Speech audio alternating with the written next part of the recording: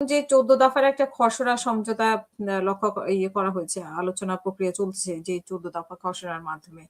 সেগুলো আসলে কি মানে ২ পক্ষেরই ১ পৃষ্ঠা সমঝোতা স্মারক নিয়ে কাজ করছে এবং ১৪ দফার এই খসড়ার সমঝোতা স্মারকের মূল লক্ষ্য হলো একটি আলোচনা প্রক্রিয়ার কাঠামো তৈরি করে চূড়ান্ত মানে যুদ্ধ অবসানের ঘটানো।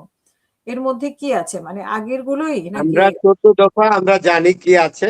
এখন খসড়াটা তো এখনো প্রকাশ করছে না, প্রকাশ? আলোচনার খসড়াটা এখনো করছে না। এটা আমরা দেখবো, আমরা গিয়ে খোঁজাখুঁজি করে বের করে ফেলবো, হয়তো আজকে দিনের মধ্যেই বের করে ফেলবো হুম, খসড়াটা কি। কিন্তু আমার প্রশ্নটা হলো এই, হুম, ডোনাল্ড ট্রাম্প এটা নিয়ে তো গড়িমসি করছে কেন? তার পরাজয় হয়ে গেছে। Hmm, America has been defeated with disgrace and with a measurable condition. আর এই নিয়ে তালবাহানা করে তো লাভ নাই। American president should give a public statement and public admit, মানে পাবলিকলি অ্যাডমিট করা উচিত যে we have lost the war, আমরা যুদ্ধে হেরে গেছি। এত তালবাহানা করে ঘুরিয়ে টুরিয়ে পেঁচিয়ে ওই খসড়া টসড়া এগুলো কথা বলে তো কোনো লাভ নেই। এটা আমেরিকার ইমেজ বাড়ছে না, বরং কমছে। আর আমেরিকা যে এখন হাই সুপার পাওয়ার বা হাইয়েস্ট সুপার পাওয়ার, সেটাও কিন্তু নেক্সট ওয়ার্ল্ড আর কনসিডার করবে না। এটা আমেরিকাকে বুঝতে হবে। শুনেন, শক্তি, অর্থ, বিত্ত, তারপরে প্রাচুর্য কোন জাতির কাছে তো সারা জীবন থাকে না। আমি বারবারই এই কথাটা বলি। আমেরিকা এই চিরন্তন সত্য থেকে সরে গেছে। এই ঐতিহাসিক চিরন্তন সত্যকে আমেরিকার স্বীকার করতে হবে, আর পরাজয়টাও মেনে নিতে হবে। সবচেয়ে লাগে কি জানেন, যে শেষ পর্যন্ত কি ইরানের মতো রাষ্ট্রের সাথে হেরে গেলাম। আমরা তো আমার সাথে আমার কম্পিটিটর হলো রাশিয়া এবং চায়না, কিন্তু একটা মুসলিম কান্ট্রি আমাকে হারিয়ে দিল মধ্যপ্রাচ্যের। যে মধ্যপ্রাচ্যে আমেরিকা সেকেন্ড ওয়ার্ল্ড ওয়ারের পর থেকে এভাবে ছুরি ঘুরিয়েছে, ছুরি এইভাবে ছড়ি ছড়ি এভাবে ছড়ি ঘুরিয়েছে। এই ছড়ি তো আর এখন ঘুরে না। ছড়ির মাথার মধ্যে ধরে ফেলছে কে? ওই যে মুরলরা। হ্যাঁ, গ্রামের মুরলরা জানতাম যাকে ছড়ি ঘুরাইতো। তো কোনো এক সাহসী উঠতি বয়সী যুবক নাকি একদিন ছড়ির মধ্যে ধরে ফেলছে। মুরল বলে, তুই কি করলি? বলে যে আজকে থেকে থামতে হবে আপনাকে, এটা বুঝিয়ে দিলাম। আপনি যে ছড়িটা ঘুরান সারা গ্রামে সকাল থেকে আরম্ভ করে সন্ধ্যা পর্যন্ত কেউ ছড়িতে হাত দেয় না। মাথায়, আপনার ছড়ির মাথায় আমি ধরলাম। তাইলে এই ছড়ির মাথায় হাত ধরার, আমেরিকার ছড়ির মাথায় হাত ধরার ক্ষমতা হলো রাশিয়া এবং চায়নার, কিন্তু ধরে ফেলছে ইরান। ইরান ছড়ির মাথায় হাত ধরে বলছে ডোন্ট গো, স্টপ। এটাই আমেরিকার খুব লাগছে। আমার ছড়ির মাথায় ইরান ধরে ফেলছে, আমি তো আর ছড়ি নাড়াচাড়া করতে পারছি না। বাস্তবতা স্বীকার করতে হবে। আ আম মার্ক রবিও তো বলতেছে যে আজকের মধ্যেই তারা ইরানের জবাব পাবে। মানে ইরান কতটা রাজি এই যে ব্যাপারে। ইরানের জবাব আজকের মধ্যে না, ইরান ইচ্ছা করলে উইদিন এ মিনিট জবাব দিতে পারে। বাকি জবাব আবার কি? ইরান বলবে যে এই বিষয়গুলো নিয়ে আলোচনা হবে, বাকিগুলো আলোচনা করলে আমরা বলবো না। ইরান কয়েকটা জায়গায় তো স্ট্রিক্ট থেকেছে। আমি আবার ওই সম্মানিত দর্শক শ্রোতাদের জন্য আবারও বলি। এক হলো ইরানের ইউরেনিয়াম, যেটা দিয়ে অ্যাটম তৈরি করবে, এটার উপরে কোনো খবরদারি চলবে না, এটা বলে দিয়েছে। ইরানের নিউক্লিয়ার ফেসিলিটিস কিভাবে তারা ডেভেলপ করবে, প্রলিফিক ওয়েতে, ডাইভার্সিফাইড ওয়েতে, এখানে কোনো কথা চলবে না। ইরানের যে ক্ষয়ক্ষতিগুলো হয়েছে অর্থনৈতিক, এটা দিতে হবে টাকাটা।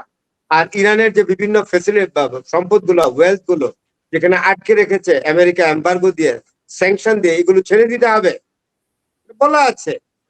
হুম, হুম। তারপরে এইগুলো এইগুলো নিয়ে কথা বললে আলোচনা হবে না। আর এইগুলো নিয়ে যদি আমেরিকা আবার কালক্ষেপণ করে আলোচনার টেবিলে বসে, তো কোনো আলোচনাই আর ইরান করবে না, করার কোনো প্রয়োজন নাই। আর আমেরিকারও আর যুদ্ধ কন্টিনিউ করার কোনো নাই, সুযোগ নাই। কারণ সেনেট, কংগ্রেস আর তারা চাচ্ছে না। এখন তো বলাই গেছে যে কংগ্রেসের অনুমোদন ছাড়া যুদ্ধ মেসিভ কোনো ওয়ার ডিক্লেয়ার করতে পারবে না।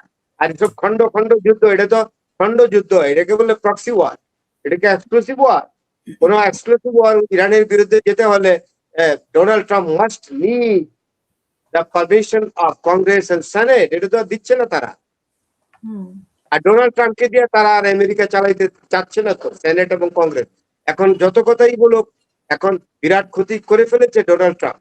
এটা আমেরিকার লোকেরাও বুঝে, সেনেটররাও বুঝে, কংগ্রেসম্যানরাও বুঝে। আরেকটা গোপন পরিকল্পনার কথা যেটা ফাঁস হয়েছে সেটা হচ্ছে যে আগে থেকেই তো আমরা জানতাম যে রাশিয়া সহযোগিতা করছে ইরানকে।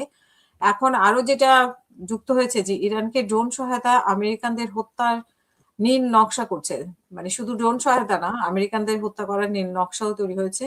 মধ্যপ্রাচ্যে চলমান যুদ্ধে যুক্তরাষ্ট্রের জন্য বড় চ্যালেঞ্জ হয়ে উঠেছে ইরানের ড্রোন সক্ষমতা, বিশেষ করে জ্যাম প্রতিরোধী ও দূরপাল্লার ড্রোন প্রযুক্তি যুদ্ধে সমীকরণ। এবং এখানে বলছে যে সক্ষমতার পেছনে রাশিয়ার সরাসরি ভূমিকার ইঙ্গিত মিলেছে এই গোপন নথিতে, এবং বৃহস্পতিবার এই তথ্য প্রকাশ করেছে ব্রিটিশ মানে দ্য সামরিক ইকোনমিক্স।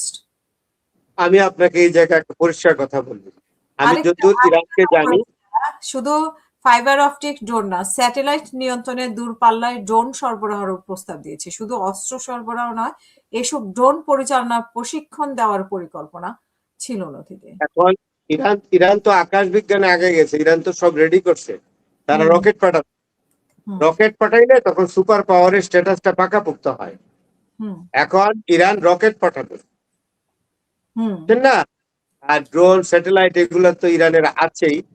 আমি আমি যেটা বলি যে গুপ্ত হত্যা ইরান করে না। এবং রাশিয়ারও কিন্তু এই রেকর্ডটা খুব একটা নাই। আগে কেজিবি করতো কিনা জানি না, টুকটাক শুনছি। কিন্তু গুপ্ত হত্যা করে দুইটা রাষ্ট্র পৃথিবী, একটা হলো আমেরিকা, একটা হলো ইসরায়েল। ইসরায়েল শিখেছে আমেরিকার কাছ থেকে কিভাবে গুপ্ত হত্যা করে নেতাদের।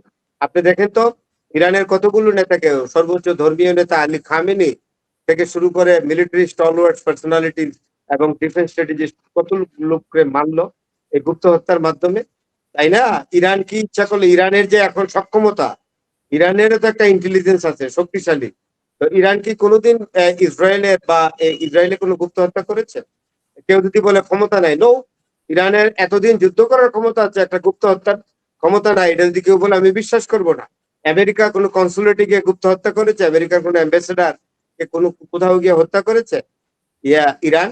তো ইরানে গুপ্ত হত্যা ইরানের প্র্যাকটিসে নাই, এটা আছে আমেরিকার প্র্যাকটিসে, এটা আছে ইসরায়েলের প্র্যাকটিসে। ইরান সরাসরি যুদ্ধ করে, ইরান বীরের জাতি। ইরান তার 5,000 বছরের ইতিহাস এবং ঐতিহ্যের প্রতি যত্নবান, শ্রদ্ধাশীল। বুঝতে পেরেছেন? ইরান এটা করে।